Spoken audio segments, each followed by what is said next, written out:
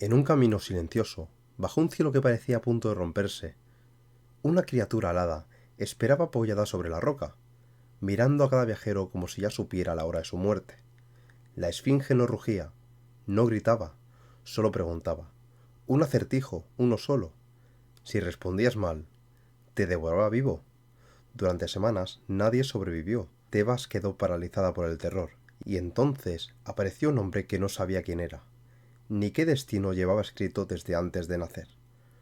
Un hombre que estaba a punto de responder la pregunta que decidiría no solo su vida, sino la caída de toda una ciudad. Tebas llevaba meses viviendo con el corazón en un puño. Los caminos estaban desiertos, las murallas cerradas, y el nombre de la criatura que asolaba la región se susurraba solo en voz baja, como si decirlo demasiado alto pudiera atraerla. La esfinge no era solo un monstruo, era un símbolo, una sombra enviada por los dioses para recordarle a los hombres que el destino nunca deja salidas fáciles. Y en medio de ese miedo, entre ruinas y viajeros desaparecidos, un joven cuyo nombre aún no significaba nada, avanzaba por un camino polvoriento sin saber que cada paso lo llevaba directo hacia la criatura y hacia su propia verdad. Edipo no buscaba gloria, no buscaba reinos, solo huía de una profecía que creía evitar. Pero en Grecia, los dioses tienen una ironía cruel. Cuanto más intentas escapar de tu camino, más rápido corres hacia él. Y así, mientras Tebas imploraba salvación, el hombre destinado a enfrentar a la esfinge caminaba hacia el punto exacto donde su vida y la de toda una ciudad se partirían dos. Mucho antes de que Edipo pisara el camino hacia Tebas, su vida ya estaba escrita, y no por él, sino por los dioses. En el palacio de Layo y Yocasta, reyes de Tebas, la esperanza de un heredero era motivo de celebración, pero cuando Layo consultó al oráculo de Delfos, la alegría se convirtió en terror. Tu hijo matará a su padre y se casará con su madre. No era una advertencia, era un destino sellado. Aterrados, Layo y Yocasta tomaron una decisión que cambiaría para siempre el curso del mito. Cuando el niño nació, ordenaron que sus tobillos fueran perforados y que lo abandonaran en una montaña para que muriera lejos de la ciudad. Pero incluso los actos más crueles pueden ser inútiles frente al destino. Un pastor lo encontró, todavía vivo, llorando entre las rocas, y en lugar de abandonarlo, lo llevó a Corinto, donde el rey Pólibo y la reina Merope lo adoptaron como si fuera sangre de su sangre. Nadie sabía quién era el niño, nadie sabía que había sido escrito para él, y el joven príncipe creció rodeado de amor, sin imaginar que cada uno de sus días lo acercaba al centro de una profecía imposible de detener. En ese silencio, lejos de Tebas, el destino de Edipo ya estaba en marcha. Edipo creció en Corinto, creyéndose hijo de reyes, educado, protegido, amado, pero un comentario, un simple rumor, sembró la duda de su corazón. Un hombre borracho insinuó que Polibo y Merope no eran sus verdaderos padres, y esa frase, tan pequeña como un cuchillo, cambió su vida. Buscando respuestas, Edipo viajó al oráculo de Delfos, pero en vez de hallar paz, recibió una sentencia que lo atravesó como un rayo. Matarás a tu padre, te unirás con tu madre. Horrorizado, Edipo tomó la única decisión que creyó correcta: huir. No regresó a Corinto, no volvió con aquellos quienes amaba. Creyó que alejándose de ellos rompería la profecía. Pero los caminos de Grecia son irónicos, y los dioses aún más. Cada paso que daba para escapar de su destino lo dirigía de frente hacia él. En un cruce de caminos, donde la tierra levantaba polvo y los carros avanzaban con arrogancia, Edipo encontró un hombre que se negó a ceder el paso. El intercambio se tornó en insulto y luego en violencia. Edipo, impulsado por la ira y el orgullo, mató al desconocido sin saber que acabaría de atravesar el primer umbral del destino, el asesinato que sellaba la profecía. Ese hombre era Layo, su verdadero padre, y sin saberlo, Edipo siguió caminando, dejando atrás un crimen que no sabía que era suyo, y acercándose cada vez más al corazón de su tragedia. Tras abandonar el cruce donde sin saberlo había sellado su destino, Edipo continuó su viaje hacia el norte. El polvo del camino le rozaba los pies, y el viento parecía llevar consigo un murmullo extraño, como si la tierra hablara de algo que él todavía no podía entender. A medida que avanzaba, Los senderos se volvían más solitarios, vacas muertas al borde de la ruta, carros volcados, restos de ropa desgarradas que nadie había tenido el valor de recoger. Era como si alguien, o algo, hubiera estado cazando allí. Pronto supo la verdad. Pastores que huían de Tebas le hablaron con la voz quebrada. Una criatura alada, mitad mujer, mitad león, se posaba sobre una roca a la entrada de la ciudad. La Esfinge, un monstruo enviado por los dioses, o quizás por venganza. Cada viajero que intentaba pasar era detenido por un solo acto, un acertijo, un único enigma pronunciado con una voz tan fría que cortaba el alma. Quien fallaba jamás salía con vida. Edipo escuchó historias, pero no retrocedió. El miedo de otros no lo detuvo, y sin darse cuenta, se adentró en el tramo de la tierra donde aquel monstruo elegía sus presas. Entonces la vio. La esfinge estaba allí, inmóvil, silenciosa, apoyada sobre sus garras, como si hubiera estado esperando exactamente ese instante. Sus ojos dorados lo observaron con un interés casi humano, como si ya conociera el final del encuentro. Y en ese primer cruce de miradas, Edipo lo sintió. Por fin había llegado al verdadero centro de su destino. Edipo se detuvo frente a la roca. La esfinge levantó la cabeza lentamente, como si despertara de un sueño. Sus alas se abrieron apenas, dejando caer el polvo antiguo sobre la tierra, y cuando habló, su voz pareció surgir no de su boca, sino del vacío mismo. Contesta, viajero. ¿Qué criatura tiene una sola voz, pero cambia de forma a lo largo del día? El silencio que siguió fue insoportable. No había viento, ni pájaros, ni pasos. Solo la pregunta, suspendida en el aire como una sentencia. A los pies del monstruo aún quedaban restos de quienes habían fallado. Telas rasgadas, collares rotos, armas abandonadas sin dueño. Todo recordaba a Edipo que una respuesta equivocada significaba terminar entre aquellas sombras. La esfinge lo observaba sin pestañear. Parecía disfrutar del momento, como si cada segundo que él tardaba en pensar fuera una pequeña victoria para ella. Pero Edipo no apartó la mirada. Repitió la frase una y otra vez en su mente. Una criatura con voz, pero muchas formas. Al amanecer débil, a mediodía fuerte, al anochecer frágil de nuevo. Entonces lo entendió. No era sobre monstruos, ni dioses, ni criaturas mitológicas. Era sobre el ser humano.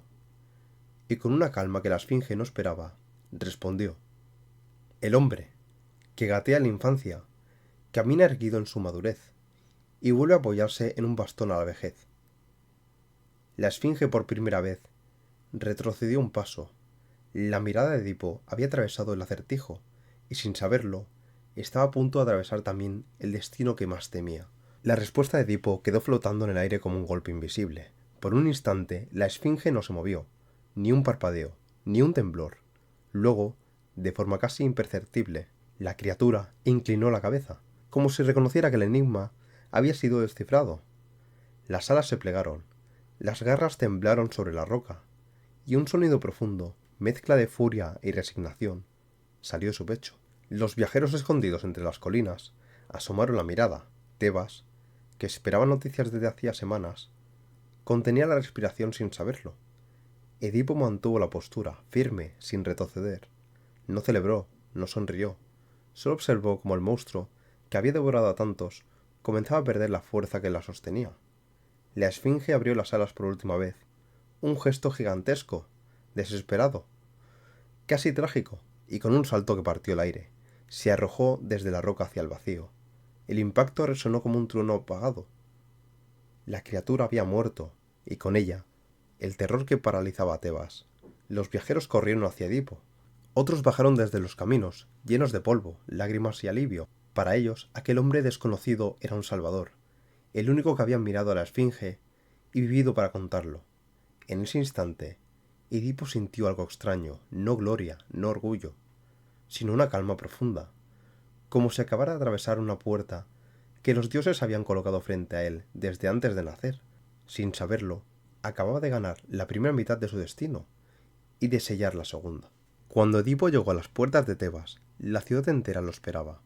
Hombres, mujeres, ancianos y niños llenaban las murallas, liberados por primera vez en meses del terror que había mantenido prisioneros en su propia tierra. Los rumores habían corrido como el viento. Un extranjero ha derrotado a la Esfinge. Tebas tiene un salvador. A su paso, las gentes extendían las manos, arrojaban flores, lloraban de alivio. No conocían su nombre ni su historia, pero en una Grecia marcada por la fatalidad, quien vence a un monstruo merece ser rey. Los sacerdotes se inclinaron, los nobles lo miraron con asombro, y el pueblo, hambriento de esperanza, proclamó una verdad que Edipo no buscaba, pero que tampoco podía rechazar. Tebas necesitaba un gobernante. La reina Yocasta, recientemente viuda, se presentó ante él con una serenidad casi sagrada. Ella también creía que la ciudad debía agradecer al hombre que la había salvado, y los líderes de Tebas hicieron la propuesta que sellaría su destino. Edipo, gobierna nuestra ciudad, toma el trono y toma a la reina como esposa. Las palabras resonaron en sus oídos con una mezcla de honor y responsabilidad. Edipo aceptó, no por ambición, sino porque creyó que era lo correcto. Un hombre que salva una ciudad debe protegerla. Esa misma noche, entre antorchas y celebraciones, Tebas tuvo un nuevo rey, un rey que todos veían como un héroe, pero que, sin saberlo, acababa de cumplir la primera mitad de la profecía que había intentado evitar, porque Yocasta, la mujer con la que acababa de unirse, no era solo la reina de Tebas, era su madre. Y en el corazón de la fiesta, el destino avanzaba en silencio. Durante años, Tebas prosperó bajo el reinado de Edipo. El pueblo lo amaba, los sacerdotes lo respetaban, y la reina Yocasta compartía con él un hogar construido sobre la cama y sobre un secreto. Pero los dioses no permiten que una profecía quede suspendida para siempre. Cuando la justicia divina decide moverse, lo hace como un terremoto. Una plaga cayó sobre Tebas, enfermedades, cosechas arruinadas, niños que no sobrevivían al invierno. El aire se volvió pesado y las noches inquietas. El pueblo acudía al palacio murmurando que algo estaba roto en el corazón del mismo reino. Desesperado por salvar su ciudad, Edipo hizo lo que siempre había hecho, buscar respuestas. Envió mensajeros al oráculo de Delfos, y la pita no tardó en pronunciar una sentencia terrible. Tebas sufre porque vive entre vosotros un hombre manchado de impureza, un hombre que ha cometido un crimen, sin saberlo. Edipo sintió un escalofrío, pero su convicción era más fuerte que su miedo.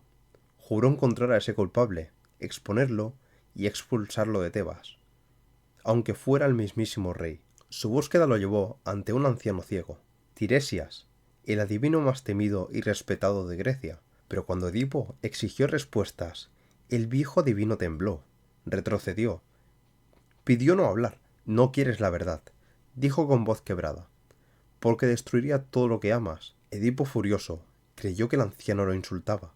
Le ordenó hablar. Le gritó que no temiera nada, que él, Edipo, no cedería ante enigmas ni sombras. Entonces Tiresias murmuró una frase que heló la sangre de todos los presentes. Tú eres el hombre que buscas. Pero Edipo no lo creyó. No podía creerlo, porque aceptar esas palabras habría sido aceptar que los dioses lo habían guiado directo hacia el centro de su propia destrucción. Y así, mientras la verdad comenzaba a temblar bajo sus pies, Edipo seguía buscando culpables, sin saber que la única huella que debía seguir era la suya. La búsqueda desesperada de Edipo lo llevó a desenterrar pistas que no debieron juntarse. Un anciano que escapó del lugar donde mataron a Layo, un pastor guardó un secreto durante décadas, un sirviente que temblaba solo con escuchar el nombre del rey. Uno a uno, todos ellos, bajo la presión del nuevo soberano, comenzaron a hablar, y la verdad, esa verdad que Tiresias había intentado ocultarle, salió a la superficie como un monstruo antiguo. Aquel hombre que Edipo mató en el cruce de caminos no era un desconocido soberbio, era Layo, su padre. El niño había sido abandonado con tobillos perforados, era él. El bebé que debía morir para impedir la profecía había sobrevivido. El rey de Tebas no era un héroe destinado a salvar la ciudad. Era el hijo perdido que había regresado sin saberlo para tomar el lugar de su padre muerto y unirse en matrimonio con su propia madre. Yocasta comprendió la verdad antes que nadie. Sus manos temblaron, su rostro palideció, se alejó en silencio, y la culpa se convirtió en desesperación. Edipo la encontró colgada en sus aposentos. El amor el consuelo, la seguridad que creía haber construido, se convirtió en cenizas en un solo instante. El mundo del héroe se quebró, y con un grito que resonó por todo el palacio, Edipo arrancó los broches de oro que sujetaban el vestido de Yocasta, y con ellos se hirió los ojos, hasta quedar completamente ciego. Fue su forma de castigo, de justicia, de expiación. El rey que había salvado a Tebas, el hombre que venció a la Esfinge, se convirtió en un vagabundo que se alejaba de la ciudad apoyado sobre un bastón, acompañado solo por el eco de la tragedia. Pero antes de partir, dejó una enseñanza que los griegos no olvidarían jamás. El hombre que intenta escapar de su destino solo corre más rápido hacia él.